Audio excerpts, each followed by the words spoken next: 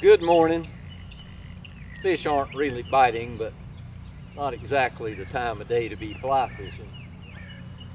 The reason I'm here and doing what I am is I want to talk with you just a minute, not about fishing, but about being caught, as it were.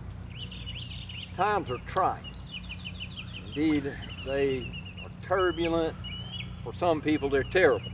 For some, they're very tranquil because we're finding time with our families that we haven't found before, and time with the Lord that we maybe have ignored in the past.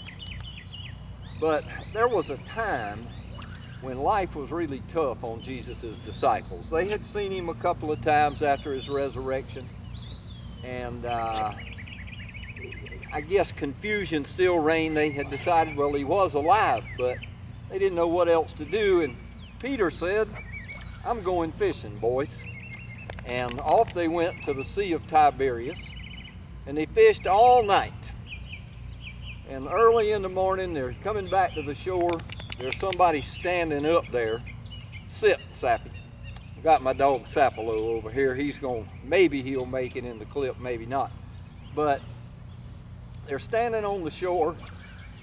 There, standing on the shore, is somebody, and they really don't know who it is. He tells them to throw their net out again on the right side of the boat and they'll catch something. Well, I guess they were hardcore fishermen because they did, and the net loaded up with fish. And about that time, John says, Peter, it's the Lord. And Peter didn't ask any questions. He didn't look at fish. Here he is with the biggest net full of fish, of the biggest fish he's probably ever had in his life.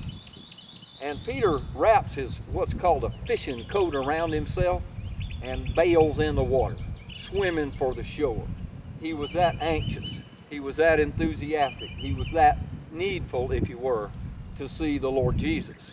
And when he got to the shore, he really didn't know what to do. Over the course of the next few minutes, they got the fish in. There were 153 big fish. And Jesus called Peter aside and he talked to him about his life and his love and what he wanted him to do. And from that point on, Peter's life became a mission. And one that ended badly on this earth, but I'm sure has ended with the greatest of accolades in heaven.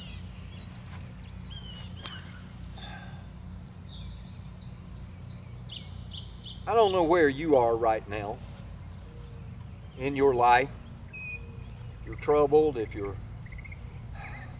things are terrific or tranquil or what there may be, but this I do know, that if your life were a sea, like the Sea of Tiberias where they were fishing, or a pond like this, if your life were a body of water, Jesus is standing on the shore and he's waiting to show you that he'll take you, he'll forgive you, he will prepare you and instruct you and send you and empower you to live a life that you would never live for yourself.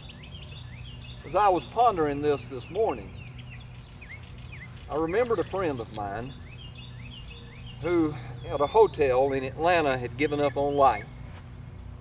His marriage had failed, his business had failed, and he saw nothing else to do but to end his life. In fact, he had opened the door to the balcony of a hotel room he was staying on in Atlanta in the Holiday Inn on the 4th floor.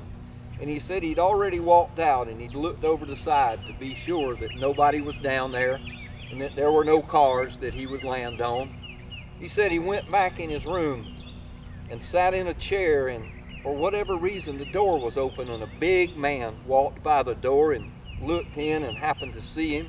Of all people in the world, it was a former player for the University of Alabama. And he asked him, is everything okay?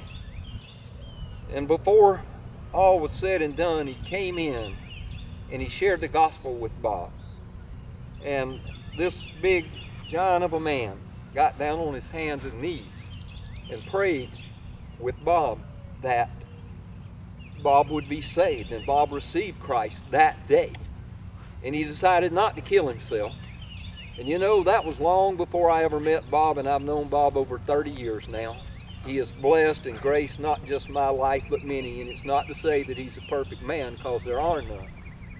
But he found a purpose beyond making money and having fun and being his own hero of his own story, as it were. And when he gave his life to Christ, things changed. He's still, like the rest of us, has faced trying and turbulent, some terrible times, but he's had some wonderful times too.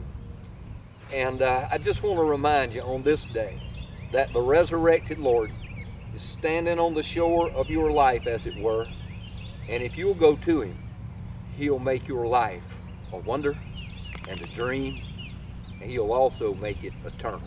There's no person like Jesus to give perspective when life is tough. You know, if I knew Jesus was on the other side, I could maybe run around here. But if I knew he was there, I don't know that I wouldn't be like Peter and do just like Sapelo here and take off. Fetch, Sappy. Fetch, buddy.